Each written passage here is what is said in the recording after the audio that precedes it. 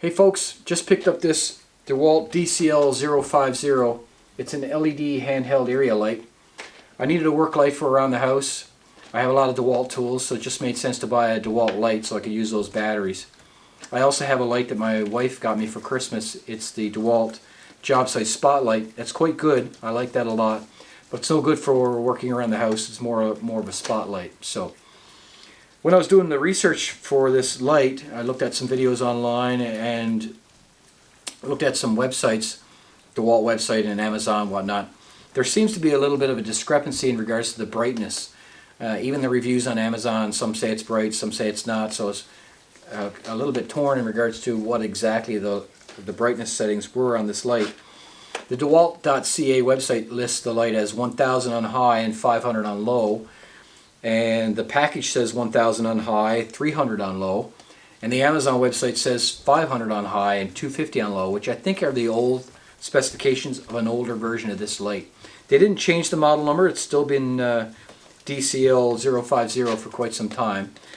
Anyway, let's crack it open. I'll see what it looks like, and we'll maybe compare it to some other lights that I have around and see if it actually is 1000 lumens. Let's try it out. Okay, we are in our family room right now, and I have the DeWALT. I have a couple of other lights. I have a Nebo Big Larry Pro, which is a rechargeable work light as well, rated at 500 lumens.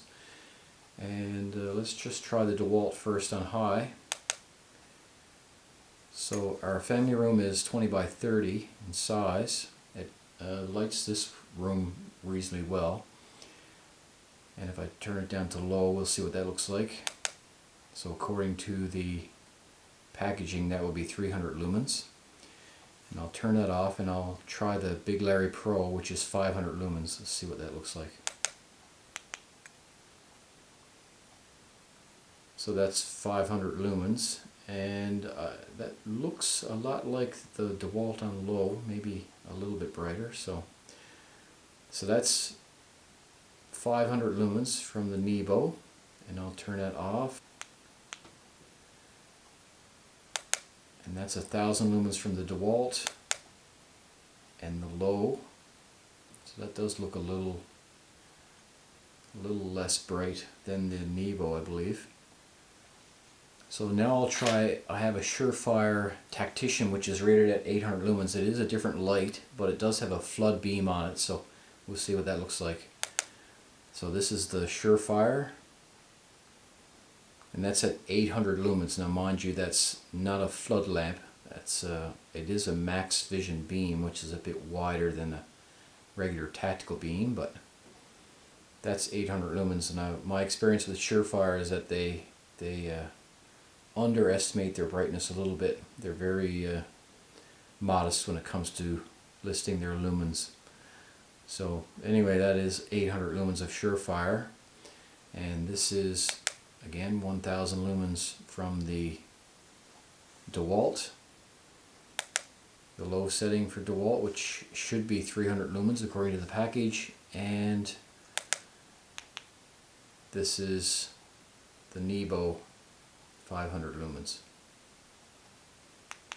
Well, hopefully that can give you an idea of what the brightness of the DeWALT is. I do like it. It certainly seems like it is 1000 lumens.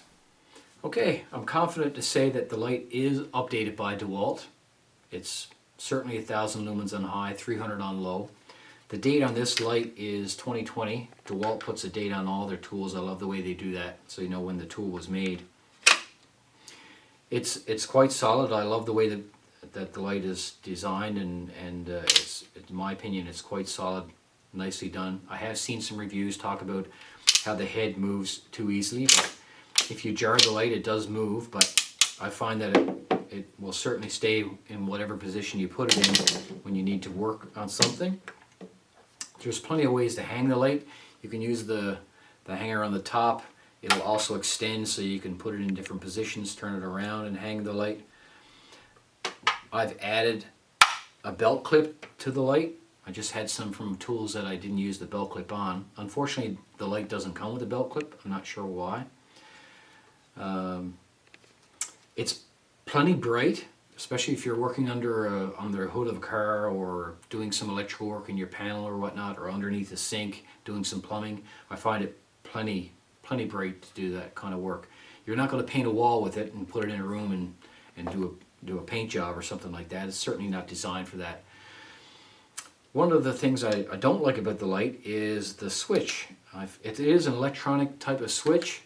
You have to cycle through the high and low to get it to go off. So no matter how long you leave the light on, you need to cycle through the high and low to get it to go off again. It's not a big deal, but I find that the other lights like Nebo and some of those work lights, if the light is on for say 20 or 30 seconds, the electronics in there know that you obviously want it to go off with the next press of the switch. But that's not the case with this light, and it's not a mechanical switch. And I'll show you. So the light is on now, and if I just take the battery off and put it back on, the light is off. So it is an electronic type of switch. It's not a mechanical switch that stays on. So I think DeWALT could have fixed that. I don't think it would have been a big upgrade to do that. But it's certainly worth the $69 Canadian that I paid for it on Amazon, I think. Especially if you already own DeWALT tools and you have the batteries. It's just a no-brainer. It makes sense to get that light. I like the light a lot. I think it's definitely worth the money.